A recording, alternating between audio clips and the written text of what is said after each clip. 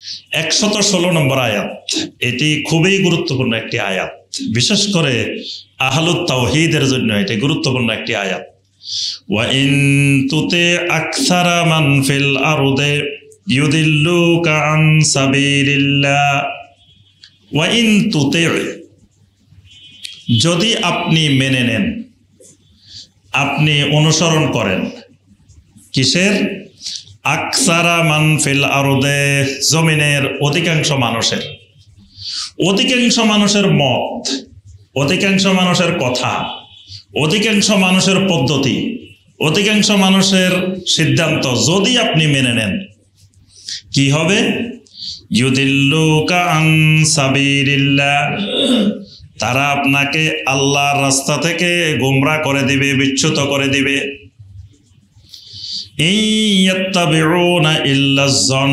কারণ হলো অধিকাংশ মানুষ তো পৃথিবীতে ধারণার অনুসরণ করে।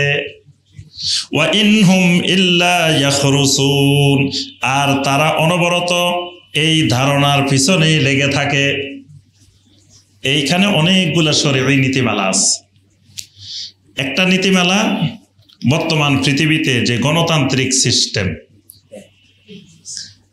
এই সিস্টেম কোরআনের এই আয়াতের বিপরীত।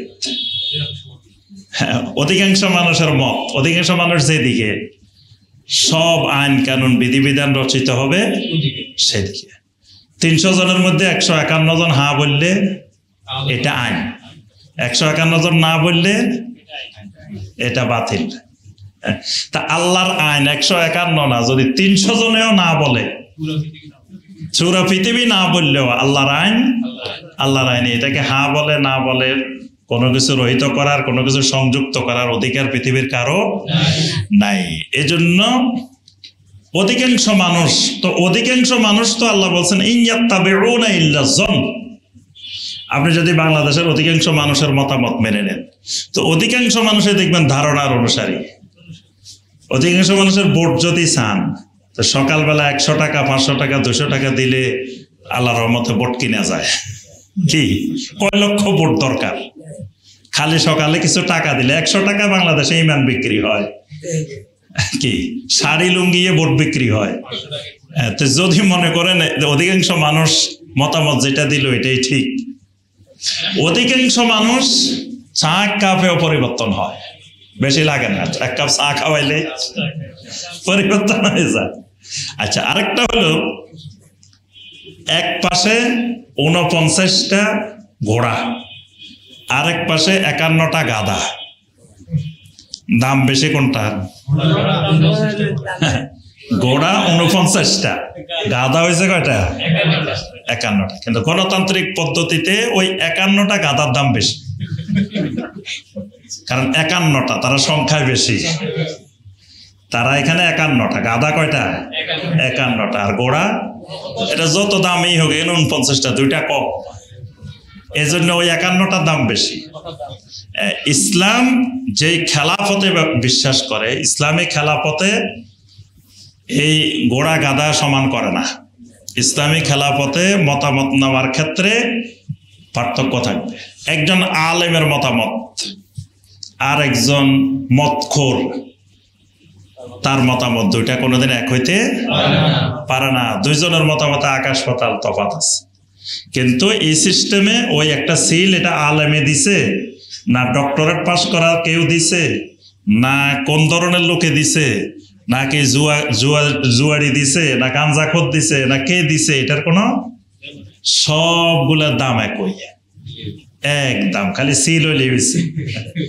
এটা ইসলাম সমর্থন করে না, ইসলামের সাথে এটা সাংঘর্ষিক। আরেকটা হলো, অধিকাংশ মানুষ বললেই কোনো জিনিস হক, কোনো জিনিস সত্য, এটা ঠিক না। অনেকে বলে যে আরে লাখ লাখ মানুষ তো এমনি চলতেছে, এই যে সবাই তো এমনি চলছে, তো এমনি সবাই চললে কি হয়েছে? হ্যাঁ, সবাই চললে কি এটা হক? তারপরে যদি দেখে যে লাখ লাখ মানুষ, কয় এত মানুষকে পাগল নেই, আমি না পাগল, এত মানুষ যাইতেছে মিয়া, এখানে লাখ লাখ মানুষ, সবাইকে না বুঝি যায়, তা লাখ লাখ মানুষ গেলে কি হয়েছে? লাখ লাখ মানুষ যাওয়া, কোটি কোটি মানুষ যাওয়া, কোটি কোটি মানুষ থাকা, এটা হকের দলিল নয়। আল্লাহ পাক বলছেন অধিকাংশ মানুষ কোনোদিন হকের দলিল হইতে পারে না। আজও সারা পৃথিবীতে হিসাব করেন, অধিকাংশ মানুষ মুশরিক, অধিকাংশ মানুষ কাফের, অধিকাংশ মানুষ দেখবেন যে জালেমের পক্ষে। এই যে ইসরায়েল যে জালেম, মহা জালিম, এই ব্যাপারে কোনো পৃথিবীর কারো সন্দেহ আছে? তো এই জালেমের পক্ষে তো পৃথিবীতে কত দেশ, কত মানুষ, বড় বড় শক্তিগুলা সব এদের পক্ষে। তাহলে পৃথিবীর অধিকাংশ মানুষ জুলুমের পক্ষে, জালেমের পক্ষে। এইভাবে অধিকাংশ মানুষ, এটা ইসলামে ধর্তব্য বিষয় নয়। এই জন্য দেখবেন নবী রাসূলদের সারা জীবন দাওয়াতি কাজ করছেন, উম্মত হয়েছে কোন নবীর একজনও হয়নি, একটা উম্মত হয়নি। তো এই নবীরা কি দাওয়াতে কোনো জায়গায় ঘাটতি ছিল? তাদের এলেমে ঘাটতি ছিল?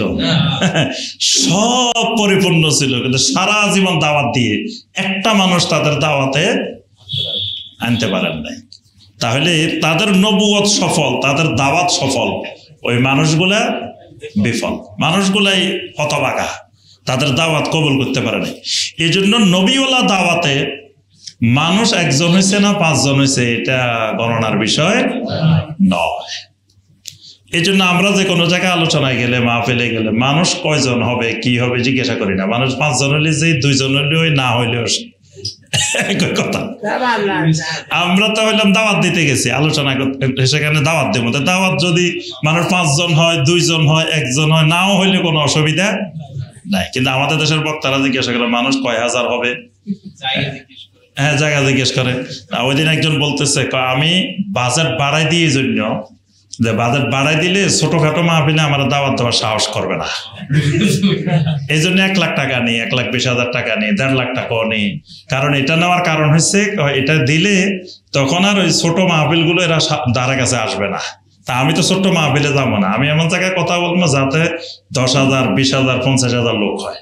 তো টাকার রেট বাড়াইলে ওই মাহফিল গুলো আসবে, তা টাকার রেট কম হলে তো সবাই চলে আসবে।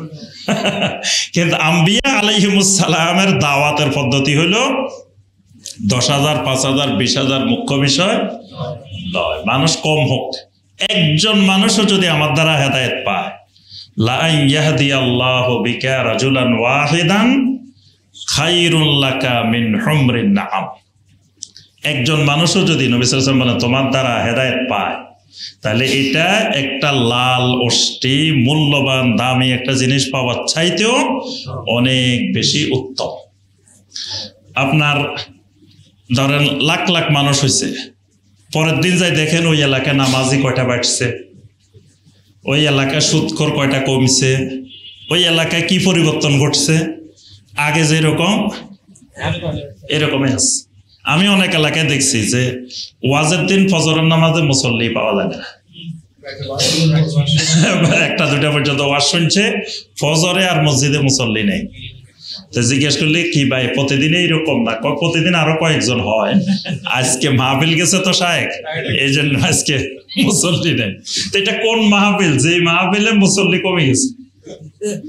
এই মাহফিল করাচ্ছে তো না করা ভালো, এই মাহফিল না করাই ভালো কাজ, এই মাহফিল করা গুনার কাজ। মাহফিলের কারণে একজন মানুষের যদি জামাত মিস হয়, মাহফিলের কারণে বক্তাও দায়ী হবে, যারা আয়োজন করছে তারাও দায়ী হবে। তার থেকে যেগুলো নামাজি ছিল ওয়াজ না হলে তো নামাজটা জামাতে পড়তো।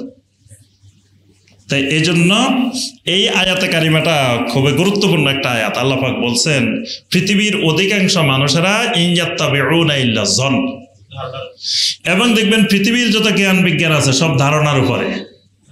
সব কিসের উপরে? বিজ্ঞানের যত জ্ঞান আছে এগুলা কিসের উপরে? এখান থেকে চাঁদের দূরত্ব কত বলেন তো দেখি? না, বিজ্ঞানীদের ভাষায় কত? যে পৃথিবী থেকে চাঁদের দূরত্ব, পৃথিবী থেকে সূর্যের দূরত্ব, সূর্যের দূরত্ব কত মাইল? হ্যাঁ, 9,30,00,000 মাইল এখান থেকে সূর্যের দূরত্ব। মাপছে কে? চেন নিয়ে একবারে চেন ধরে কে মাপছে এটা এত মাইল? তাহলে এটা কিসের ভিত্তিতে? ধারণার ভিত্তিতে। এরকম বিজ্ঞানের যত ফর্মুলা, যত থিওরি যা আছে এগুলো সব এলমে জন্নি, এগুলাকে বলা হয় এলমে জন্নি। যুক্তিবিদ্যার জ্ঞান সব এলমে জন্নি। তো এলমে ইয়াকিন কোনটা? শুধুমাত্র ওহী। ওহী হলো নিশ্চিত জ্ঞান, ওহির বাহিরে যত জ্ঞান আছে সব জ্ঞান হলো জন্নি জ্ঞান, ধারণার জ্ঞান।